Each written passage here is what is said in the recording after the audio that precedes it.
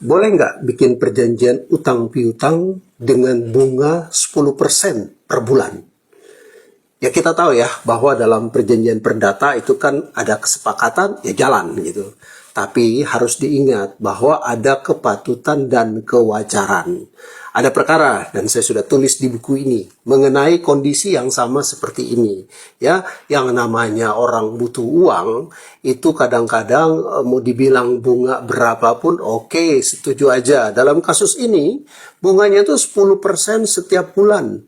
Dan kasihan banget pihak yang meminta pinjaman ini adalah pensiunan dan dia kasih jaminan buku pensiunannya. Dana pensiun itu kan ada buku pensiun tuh, dia kasih sebagai jaminan utang tersebut. Dan setelah itu waktu berjalan dia pun juga tidak dapat membayar utang sesuai dengan perjanjiannya. Nah, karena dia ditekan terus, akhirnya dia mengajukan gugatan. Pada akhirnya perkara naik sampai di level Mahkamah Agung.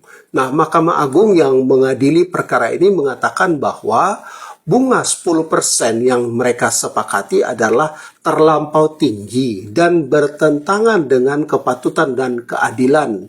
Mengingat si penerima pinjaman ini adalah seorang purnawirawan yang tidak punya penghasilan lain.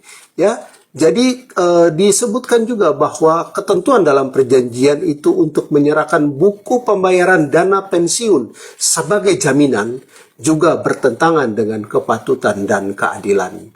Artinya Mahkamah Agung mau memberikan pesan bahwa janganlah seperti itu. Kalau orang butuh uang, kemudian kita yang punya uang kasih pinjamannya, tapi bunganya 10% per bulan, bahkan tega-teganya itu buku pembayaran dana pensiun pun dijadikan sebagai jaminan.